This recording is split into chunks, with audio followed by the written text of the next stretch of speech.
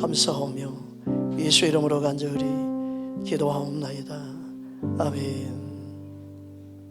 할렐루야. 하나님께서 우리에게 보여주신 아름다운 것들이 진정한 선인 줄 믿습니다. 주님께서 우리에게 원하시는 선이 무엇인가? 지난 시간에는 정의를 행하는 것이다 했습니다. 오늘은 인자를 사랑하며 그랬습니다. 인자를 사랑하는 것이 하나님 보실 때 선한 것이다. 선하다 그러면 분노하지 않은 게 아니고 그냥 무조건 용서하는 것도 아니고 사랑한다고 해서 무조건 사랑하는 것도 아니에요.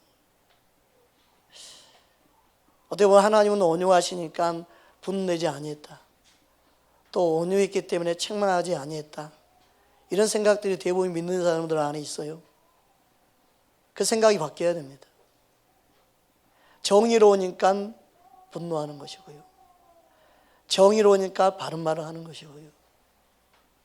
진짜 사랑하니까 책망하는 것이다. 진짜 사랑하지 아니하면요, 책망하지 아니하죠. 이 부분을 우리는 붙잡아야 된다는 거예요. 이 부분을 붙잡지 아니하면요, 회개다운 회개를 할 수 없어요. 솔직히 안수 집사님 외에는 다 서리 집사예요. 서리 집사는 뭐예요? 1년마다 임명하는 거예요. 1년 동안 믿음 생활을 제대로 못했으면요, 그 다음에 집사로 세우는 게 아닌 게 서리 집사예요. 근데 한국교회는 언제부터인지 몰라도 모든 집사님이요, 안수 집사님이 됐어요. 한 번 임명하면요, 계속 임명해야 되고요. 해년마다 계속 재임명하더라도 또 임명하는 거예요, 결국. 이스라엘 한국교회가요, 언제부터 이렇게 변질된지 모르겠어요. 그래서 집사 같지 않는데도 집사로 또 세우고 부르니까 교회가 변질되는 거예요. 어린애 믿음이네, 그러면 다시 성도로 그냥 계세요 하는 게 서로 유익한 건데, 성도다 그러면은 새로 오신 분도 시험 들 일이 없죠. 성도님이구나, 믿음이 없는 분이구나. 근데 오래 다니고 집사님이고 하니까 믿음 있는다고 생각하고 대하니까 어떻게 돼요? 시험 드는 거예요. 안 믿는 사람도 집사님이래, 그래서 교회 욕먹는 거예요. 성도다 그러면 다닌 지 얼마 안 됐구나, 그래서 저렇게 행동하는구나, 저래서 술 먹고 담배 피우고 저렇게 망나니처럼 행동하는구나, 그래서 이해가 되는데, 언제나 그냥 집사님이 되면 언제나 집사님이고 그냥 완전히 임명돼가지고 안수 집사님처럼 그렇게 불러대니까 한국교회가 다 욕먹고 다 시험 들고 다 넘어지는 거예요. 그래서 옛날에 제가 어릴 때만 해도요, 치리가 이루어졌어요, 교회 안에. 그래서 1년 전에 교회에 정말 특별한 일 아니고 빠지게 되면요, 자격이 안 됐어요. 집사 자격이 안 됐어요. 장로님이라 할지라도 교회에 문란을 일으키고 교회에 문제 일으키면요, 장로 직임은 내려놔야 했어요. 그런데 한국교회 지금은요, 그런 직임을 주어지면요, 그 교회에 다닐 때까지 그 직임을 인정해 주는 아주 못된 분위기가 형성되어 있습니다. 예수님이 원하는 분위기가 조금도 아니에요. 여러분, 예수님은요, 그렇게 행하지 아니했습니다. 온유하시지만, 예수님은 온유하시지만 책망하지 않은 게 아니에요. 예수님은 얼마나 제자들에게도 심한 말을 한지 모릅니다. 여러분, 우리는 그것을 알아야 합니다. 마태복음 17장 15절 16절 함께 합독하겠습니다.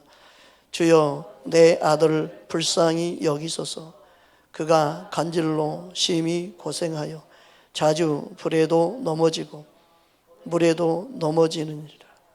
내가 주의 제자들에게 데리고 왔으나 능히 고치지 못하더이다.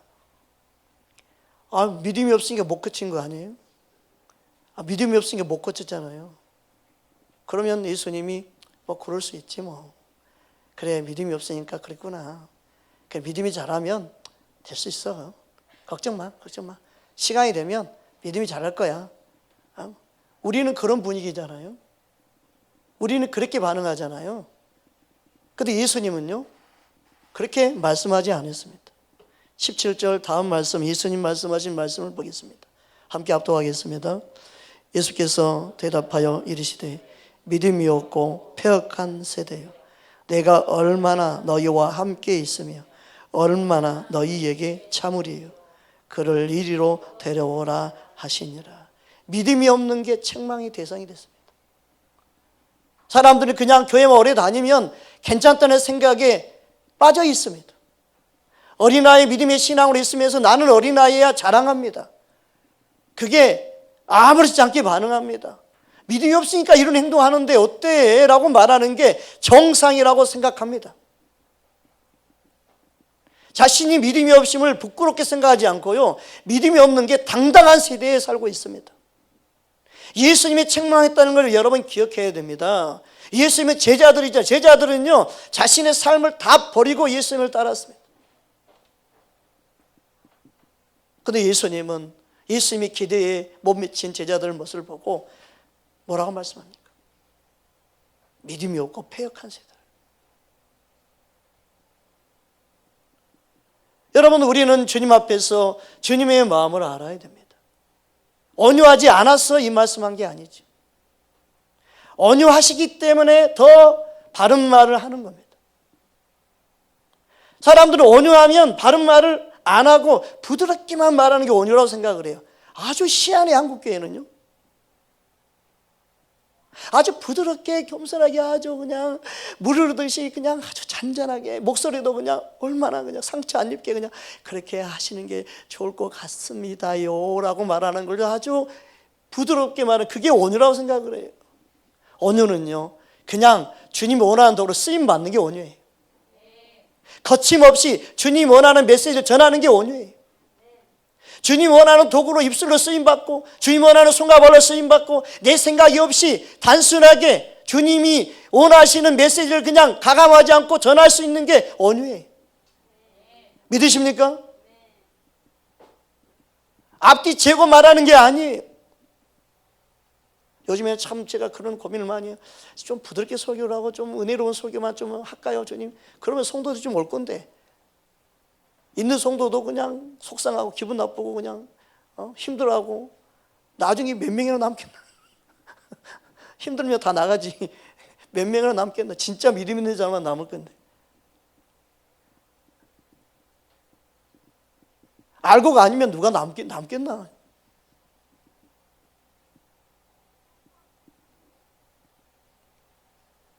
오늘날 대부분의 메시지가 다 거기에 포커스를 두고 있습니다.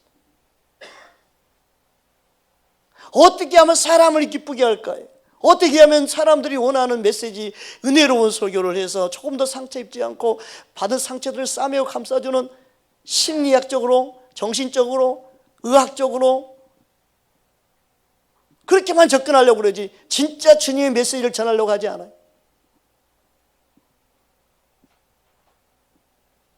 그래서 영적으로 어린아이는, 영적으로 성숙한 사람은 다 동일하게 사랑 타령만 하는 것 같아요. 하나님은 사랑이시죠. 하나님은 사랑 맞습니다. 그렇다고 책망하지 않는 분이 아닌데도 책망 메시지가 아예 없어버리는 게 문제라는 사실을 우리는 기억해야 됩니다. 그건 사랑이 아니에요. 진짜 사랑 그게 아니에요. 진짜 사랑은요, 안타까워서 책망하고 그를 향해 같이 울 수 있는 마음을 갖고 권면하기도 하고 간절하게 그에게 주님의 마음을 전하는 겁니다. 여러분, 우리 마음이, 우리 생각이 주의 이름으로 새로워지기를 주의 이름으로 축복합니다. 믿음이 없고 패역한 세대요, 내가 얼마나 너희와 함께 있으며 얼마나 너희에게 참으리요. 주님은 지금 참고 있다는 거예요. 믿음이 자라기까지 참고 있다는 거예요. 동일하게 오늘날 이 세대를 향해 주님은 한국교회를 향해 참고 계시죠. 우리의 믿음이 없는 것을 주님은 참고 계시는 거지, 괜찮다 괜찮다고 그렇게만 계시는 분이 아니다는 거예요. 우리는 믿음이 자라는 것에 대한 관심이 없어요. 우리의 자녀들이 믿음이 자라는 것에 관심이 없으면 안 되죠. 성적이 오르기만 관심이 있으면 되겠습니까? 뭔가 잘하는 것, 성공하는 것만 관심만 있으면 되겠습니까? 우리는 믿음이 자라기를 관심 가져야 됩니다. 정말입니다. 저 연시에 자녀들이 있지만은 이제 믿음 생활 제대로 안 하면은 다 끊어보려고 합니다.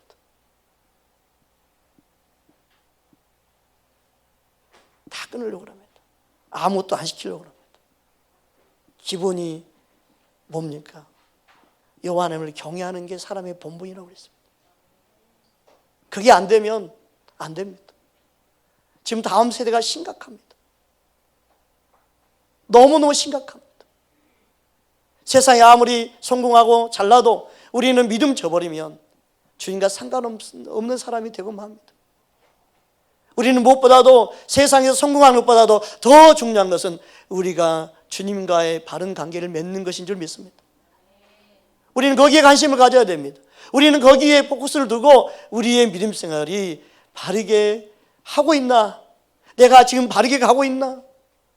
세상에 성공했느냐? 세상에서 뭘 가졌느냐가 아니라 내가 주님 모시기 합당한 믿음 생활을 하고 있나? 저는 목사로서 바른 목회자로 목회하고 있나? 그게 우리 가장 큰 기도 제목이 되어야 되고 주님께 여쭤봐야 될 우리의 관심사가 되어야 될 것입니다. 여러분, 우리의 삶에 주님의 마음을 알고 주님의 마음을 시원케 하는 하나님의 사람들 되기를 주의 이름으로 축복합니다. 오늘 본문 말씀은 인자를 사랑하며입니다. 8절만 함께 합독하겠습니다. 사람아, 주께서 선한 것을 무엇임을 내게 보이셨나니 여호와께서 내게 구하시는 것은 오직 정의를 행하며 인자를 사랑하며 겸손하게 내 하나님과 함께 행하는 것이 아니냐.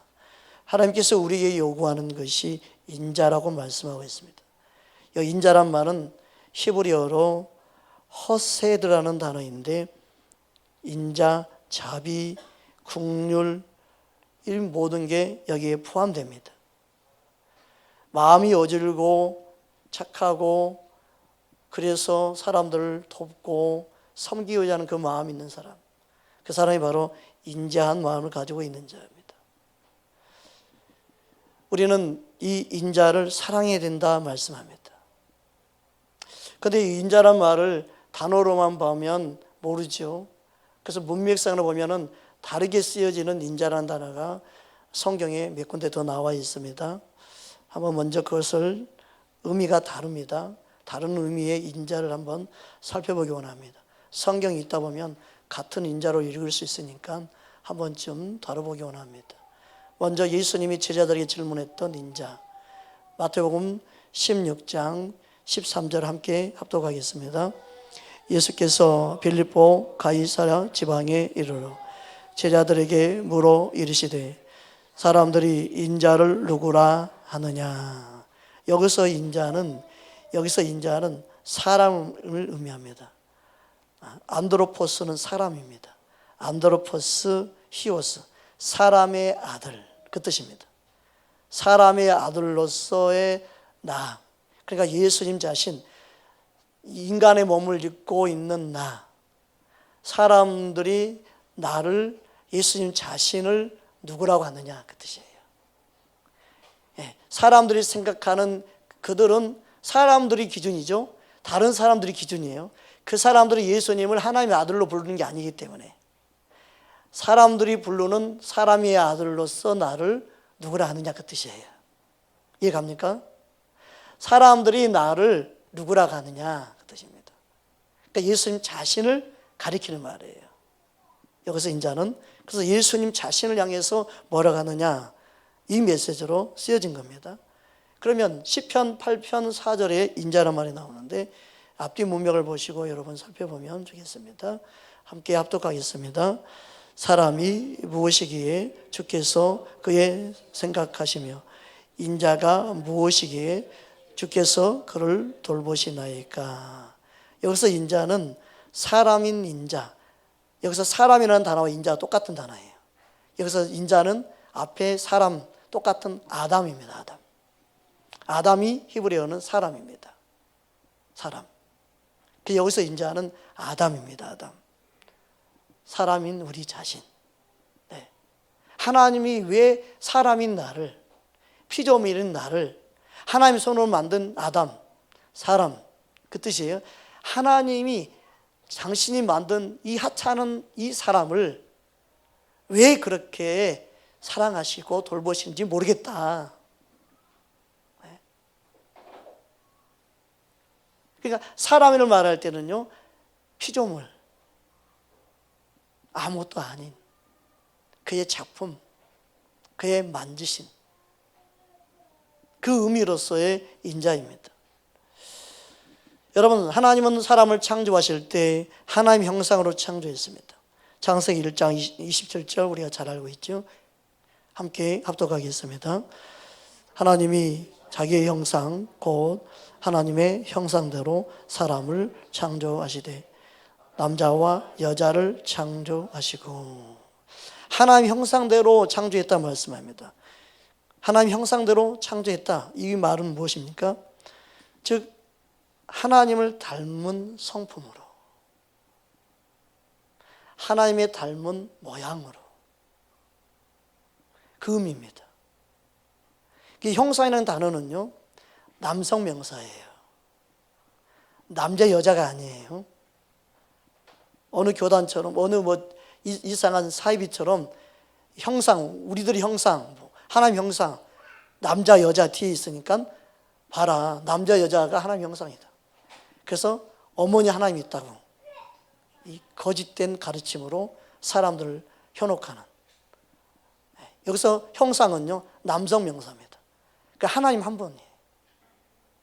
하나님의 형상을 닮은 사람을 창조하신 거예요. 하나님의 성품을 닮은 사람을 창조한 거예요. 이건 뭐예요? 타락하기 전, 변질되기 전. 믿으십니까? 타락하기 전 인간의 모습은 하나님의 형상이었어요. 그러니까 예수님이 오셔서 새로운 피조물로 우리를 창조했다는 것은 뭐예요? 하나님의 형상으로 돌아갈 수 있는 은혜를 부어주신 거예요. 그러나 우리의 속사람은 변화됐지 혼과 육은 변화되지 않았죠. 아직도 이 성품 그대로 남아있어요. 그것까지 싸움이 믿음의 선한 싸움이에요. 예수님 십자가에 죽으셔서 우리를 새롭게 한 것은, 새로운 피조물은 우리의 겉사람이 아니에요. 우리의 속사람을 날로 새롭게 한 거예요. 우리의 영혼을 새롭게 한 거예요. 그러나 우리 몸, 이 겉사람은 우리가 믿음으로 싸워 이겨야 될, 다스리고 통치해야 될 영역이에요. 믿으십니까?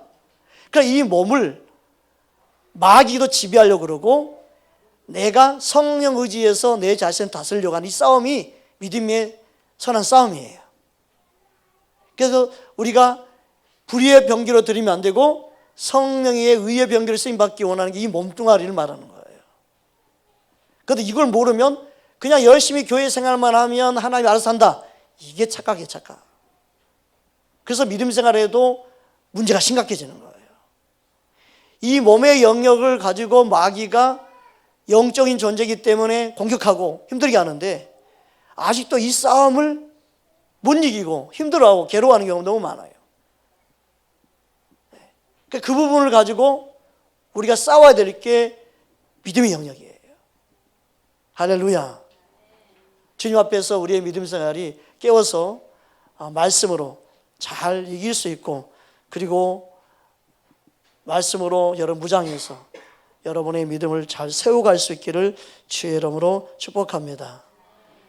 그 형상은 바로 하나님을 닮은, 그 인자는 뭡니까? 인자는요, 바로 주님의 아름다움이죠. 하나님의 아름다움이, 그 아름다움을 사모하고 사랑하기를 원하시는 거예요. 그 인자는 우리에게 있는 게 아니에요. 예수님께 속한 거예요. 예수님의 아름다움이기 때문에 그것 또한 우리도 사랑해야 된다. 그 인자하심을 우리는 사랑해야 된다. 그 사랑함이 하나님이 보시기에 선이다. 그렇게 말씀하고 있는 것입니다. 우리의 믿음 생활의 목표는 주님을 닮는 것인 줄 믿습니다. 할렐루야. 옆 사람 인사하십시다. 주님을 닮아갑시다. 여러분, 우리의 믿음 생활은요, 주님을 닮아가는 것입니다. 그 주님의 아름다움을 갈망하는 것입니다. 그것을 주님은 원하시기 때문에 인자를 사랑하며, 인자를 사랑해야 된다. 인자를 사랑하는 자가 인자해질 수 있죠. 그 아름다움을 닮아갈 수 있지요. 우리 마음이 계속해서 주님을 닮아갈 수 있기를 주의 이름으로 축복합니다. 그 인자를 사랑하며 그랬는데, 이 사랑하다는 의미를 보니까 아하마인데, 이 사랑 표현은요, 하나님을 향한 사랑이 아니고 사람을 향한 표현이에요.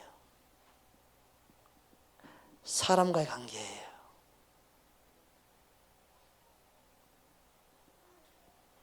그 사랑하면 이 단어가 쓰인 것에 보면 잠언 10장 12절에 보니까 미움은 다툼을 일으켜도 사랑은 모든 허물을 가리느니라, 덮느니라. 또 잠언 17장 9절에 보면 허물을 덮어주는 자는 사랑을 구하는 자요. 같은 의미입니다. 또 잠언 15장 17절에 보면 채소를 먹으며 서로 사랑하는 것이 살찐 소를 먹으며 서로 미워하는 것보다 나으니라. 또 잠언 27장 5절에 보면 면책은 숨은 사랑보다 나으니라. 여기에 쓰여진 단어입니다. 사랑하며. 사랑 안에는 분명히 하나님 사랑이 있는데, 여기서 말하는 인자를 사랑하며, 이 사랑은요, 사람 관계에서 주님의 아름다움을 흘러보내는 게 선이라는 거예요. 주님의 그 사랑, 주님의 마음으로 영혼들을 대하는 것이 주님이 기뻐하는 선이라는 거예요. 그래서 인자를 사랑해야 된다. 다른 사람을 향한 용서하고, 다른 사람을 불쌍히 여기고, 다른 사람을 향한 긍휼히 여기는 그 마음이 우리가 추구하고 사모해야 되는 주님의 아름다움이라는 거예요. 그것을 사람 관계에서, 너가 사는 그곳에서 너 주변의 모든 사람 관계를 그렇게 행하는 것, 그렇게 인자를 사랑하며 사는 것이 하나님이 너에게 보여주신 선이다. 믿으십니까? 그래서 예수님도 동일한 말씀을 하셨어요. 우리는 예수님 말씀을 붙잡기 원합니다. 마태복음 9장 12절 13절입니다. 함께 합독하겠습니다. 예수께서 들으시고 이르시되 건강한 자에게는 의사가 쓸데없고 병든 자에게야 쓸데있느니라. 너희는 가서 내가 긍휼을 원하고 제사를 원하지 아니하노라 하신 뜻이 무엇인지 배우라. 나는 의인을 부르러 온 것이 아니요 죄인을 부르러 왔노라 하시니라. 여기서 긍휼은 엘레오스라는 단어인데 불쌍히 여김이라는 뜻입니다. 주님의 마음으로 대하는 거예요. 내 인간의 생각에서 불쌍히 여기는 것은요, 다른 의미죠. 그를 업신 여기는 말도 들어가기도 해요. 그런데 주님의 사랑으로 불쌍히 여긴다는 것은요, 긍휼과 자비와 용서가 다 포함된 인자의 마음이에요. 제사는 희생 제사로서 이 제사는 하나님께 드려지는 거죠. 제사를 누가 사람에게 드리는 사람이 어디 있습니까? 본문에 말하는 제사는 하나님께 드려지는 건데, 그 하나님께 제사하는 것보다 더 우리에게 중요하게 여기는 것은 사람과의 관계라는 거예요. 그게 하나님이 기뻐하는 것이라는 거예요. 그게 하나님이 우선적으로 생각하는 바른 믿음 생활이라는 거예요. 여러분, 인자를 사랑할 수 있기를 주님을 축복합니다. 주님의 마음을 우리 안에 흘러보낼 수 있기를 주님을 축복합니다. 그게 우리가 드릴 바로 로마서 12장 1절에 말씀하는 삶의 예배자죠. 우리는 주변 사람들을 불쌍히 여기고 사랑하는 마음을 가져야 된다는 것. 그게 인자를 사랑한다는 의미입니다. 오늘 본문 말씀 보면은 가늠하다가 현장에 잡힌 여인, 그 여인을 바리새인과 서기관들이 끌고 옵니다. 그러니까 예수님 앞에 세웠습니다. 죄가 없는 자가 돌로 치라고 말씀했을 때 그들은 다 떠나가지요. 그리고 예수님과 이 여인만 남게 됩니다. 예수님이 이 여인에게 뭐라고 말씀했습니까? 오늘 요한복음 8장 10절 11절 함께 합독하겠습니다.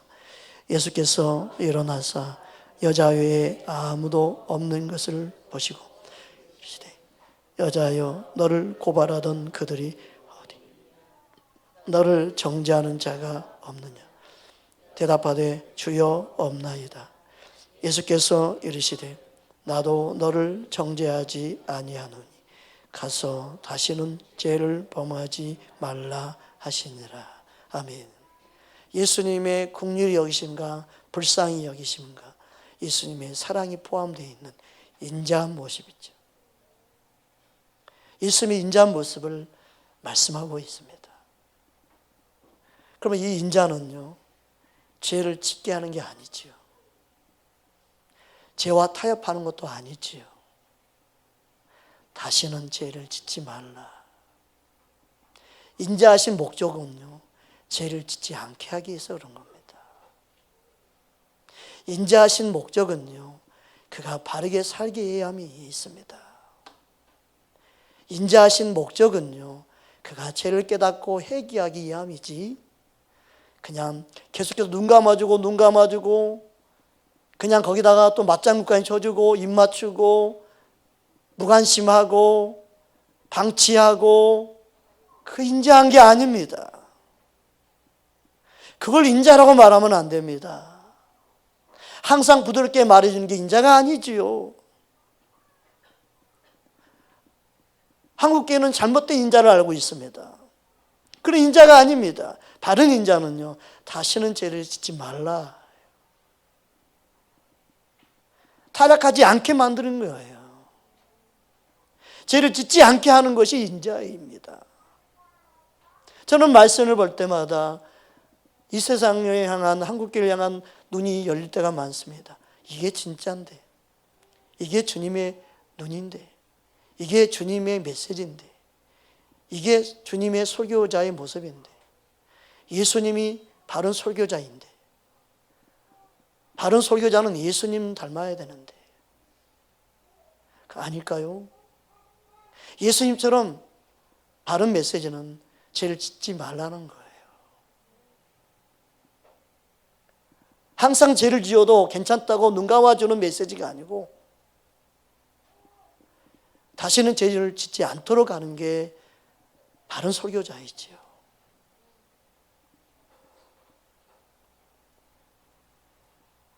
예수님은 은혜만 충만한 분이 아니었습니다. 예수님은 은혜만 충만한 분이 아니었습니다.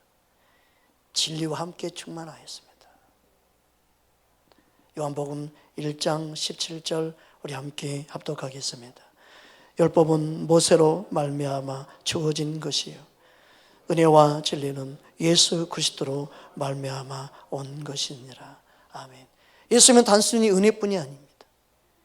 예수님의 설교는 은혜의 설교만이 아니었습니다. 예수님의 설교는요, 단순히 은혜만 끼치는 게 아니었습니다. 예수님은 바른 진리를 전한 분입니다. 예수님은 바른 진리는 설교자였습니다. 그래서 예수님은 은혜와 진리를 함께 전한 분이 예수님이었습니다. 설교자로 말하면요, 바른 은혜와 진리를 전한 분이 예수님입니다. 이걸 우리는 기억해야 됩니다. 한쪽에 치우치면 안 됩니다. 은혜만 치우치도 안 되고 진리만 냈다 그냥 진리만이라고 해야 해서 은혜를 다 빼버려도 안 되고, 진짜 진리는 뭐냐? 진짜 주님의 마음은 뭐냐? 은혜와 진리를 함께 전하는 겁니다. 한쪽에 치우치면 안 됩니다. 은혜와 진리가 함께 있어야 됩니다. 그게 진정한 인자입니다. 그게 진정한 사랑입니다. 책망이 없는 게 사랑이 아닙니다. 여러분, 우리는 한국교회를 다시 봐야 되고 오늘날 설교를 다시 들어야 돼요.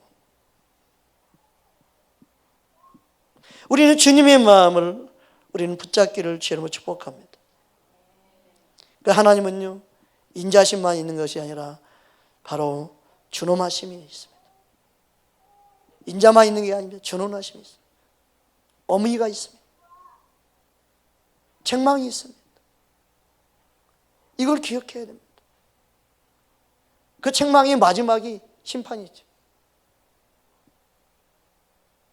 개인적인 심판이 있고 인류 역사의 마지막 주님 재림하심으로 심판이 있습니다. 그래서 하나님의 인자 어미를 볼 수 있어야 합니다. 로마서 11장 22절 자주 들었던 말씀이죠. 함께 다시 한번 합독하겠습니다.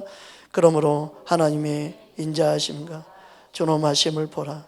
넘어지는 자에게는 존엄하심이 있으니 너희가 만일 하나님의 인자하심에 머물러 있으면 그 인자가 너희에게 있으리라. 그렇지 않으면 너도 지키는 바 되리라. 그래서 하나님 말씀을 알면요, 두려워 떠는 거예요. 하나님 말씀을 알면 경외심을 갖는 거예요. 하나님을 진짜 경외하는 것이 필요합니다. 하나님은 사랑이시지만 그 사랑만 있는 게 아니고 어미가 있다는 사실을 아는 것.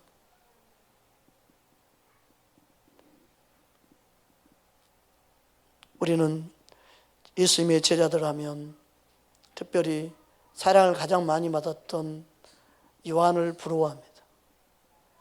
사도 요한처럼 쓰임받고 싶어하는 목회자도 많고, 사도 요한처럼 예수님 품에 안기어 사랑을 나눈 그 장면만 생각하고 목회하는 분도 많고, 사도 요한처럼 쓰임받고자 하는 분이 참 많습니다.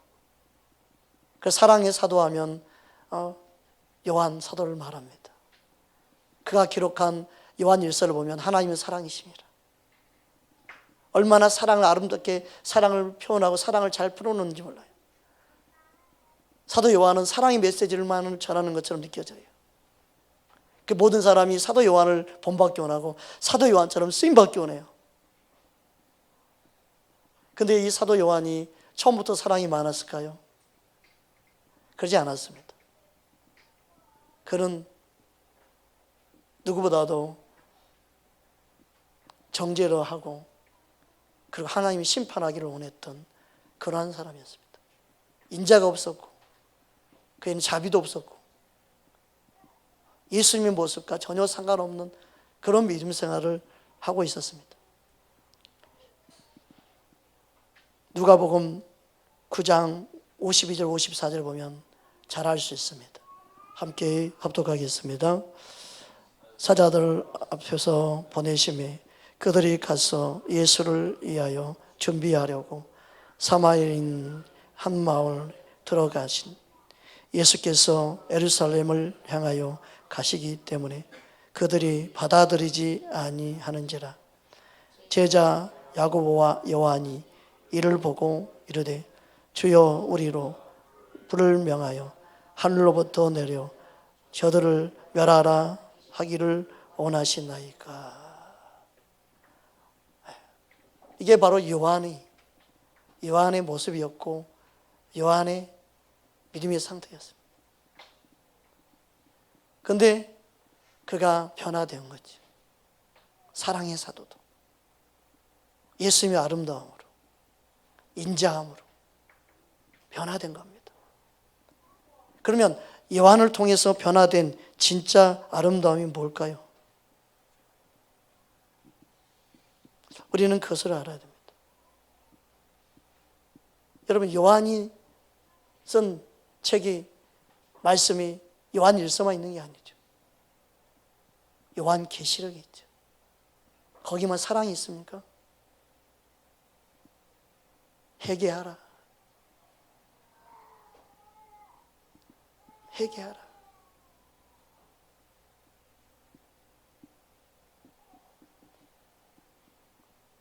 심판을 전하고 있습니다. 미지근하여 뜨겁지도 아니하고 차갑지도 아니하면 토해내리라. 강력한 사랑만 있는 게 아니고 심판을 선포하고 회개를 외치는 메신저가 된 겁니다. 진짜 사랑은요, 사랑만 말하는 게 아니라 회개도 이야기하는 거예요. 그게 주님의 마음을 담은 진짜 사랑입니다. 인자를 사랑한다는 것은요, 진짜 예수님 마음으로 사랑하기 때문에 회개도 말하는 거예요. 책망도 말하는 거예요. 바른 메시지를 전하는 거예요. 그게 주님의 마음을 진짜 닮은 거예요. 이걸 알아야 합니다. 세례 요한, 그리고 강야 예천인 자였습니다. 그는 사람들이 봤을 때 비참하게 죽었지만 여자가 낳은 자 중에 가장 큰 자라고 말할 정도로 예수님 인정하는 자였습니다. 사도 요한, 우리가 생각하는 사도 요한은 사랑이니까 사랑만 이야기한 것 같지만 엄밀히 따져보면 가장 마지막 때 강력한 심판의 메시지를 전하는 통로로 쓰임받았습니다. 무서운 마지막 때 심판을 단호하게 외치고 있습니다. 그것도 믿는 하나님의 자녀들을 향해서. 우리의 생각이 바뀌어야 합니다. 우리의 생각이 예수님의 모습으로, 사도들의 모습으로 바뀌어야 합니다. 제가 왜 이런 메시지를 전합니까? 여러분의 생각 이 부분이 열려있지 아니하면 성령의 말함 따라 설교를 듣지 못합니다. 성령이 주시는 말씀 따라 전하는 것을 거부합니다.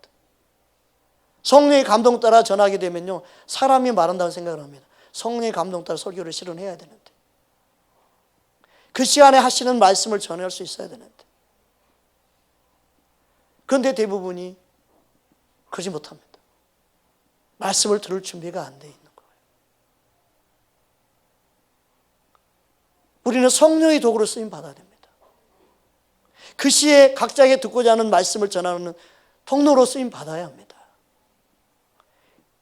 여러분, 하나님 말씀이 내게 부딪히지 않는데 어떻게 회개가 일어날 수 있겠습니까? 예수님이 그렇게 강력하게 외치지 않았으면 제자들이 믿음을 가지려고 했겠습니까? 더 예수님을 사랑하려고 했겠습니까? 더 예수님을 따르려고 했겠습니까?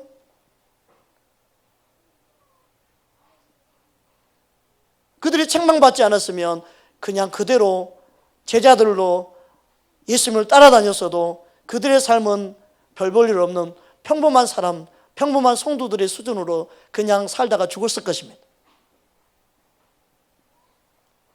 우리의 믿음 생활을 우리는 우리 스스로 자족하는 그 수준이 스스로가 아니라 주님 앞에서 말씀의 근거에서 해야 합니다.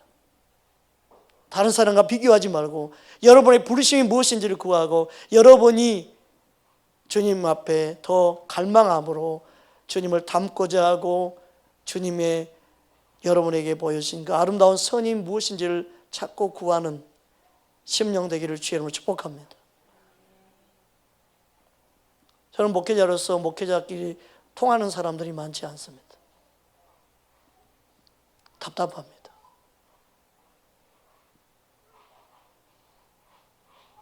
어쩌면 그렇게 똑같은 성경 한 하나님을 믿는데 이렇게 다를 수 있을까?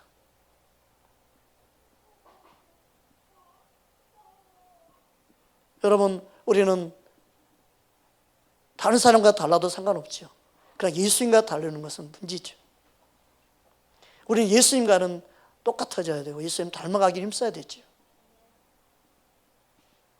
여러분, 우리 삶 가운데 정말 예수님만이 주인 되기를 주님으로 축복합니다. 아직도 무엇이 옳은지 틀린지를 구분을 못하게 되면요, 여러분 믿음 생활이 힘들어집니다. 이 새벽에 와 있지만 뿌리를 못 내립니다. 그럼 원수 마귀가 계속 여러분 갈등, 염려, 계속 여러 마음이 뿌리 내리지 않았기 때문에 계속 뽑으려고 합니다. 생각으로 뽑으려고 하고 마음으로 계속.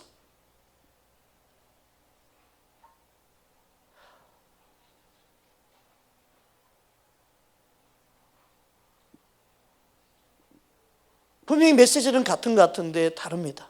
신기하죠? 본문을 똑같은 말씀을 가지고 전해도 다릅니다. 왜 그럴까요? 여러분, 우리는 이 세상을 보는 눈을 주님의 눈으로, 주의 말씀의 바른 빛으로 분별하고 바라볼 수 있기를 주님으로 축복합니다.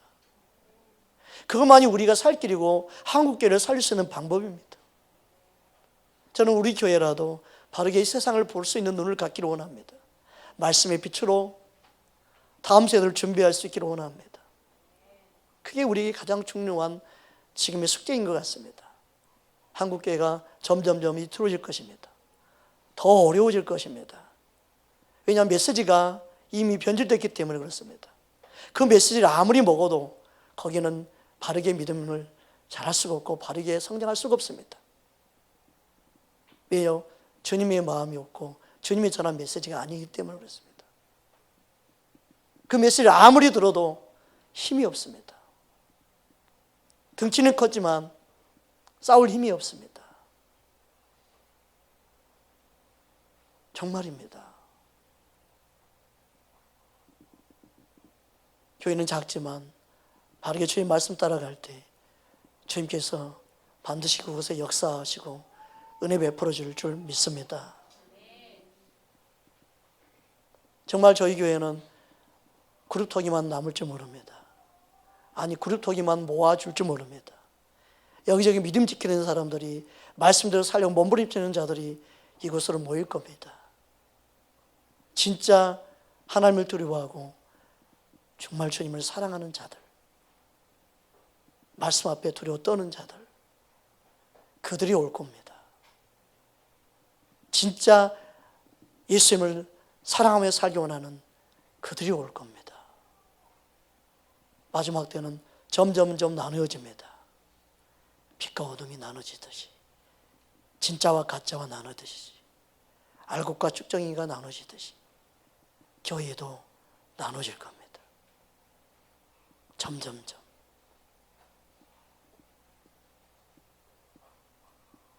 시대가 그렇게 가고 있습니다.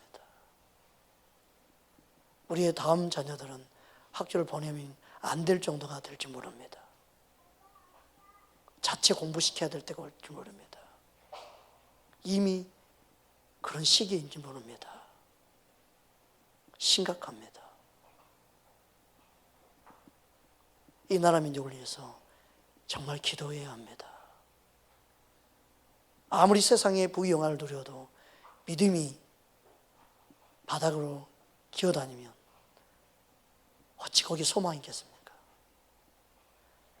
하나님이 함께하는 것이 진정한 복인데 한국교회가 예수님 없는 교회만 많으면 무슨 소용이 있겠습니까? 말씀을 떠나면 하나님을 멸시한 것인데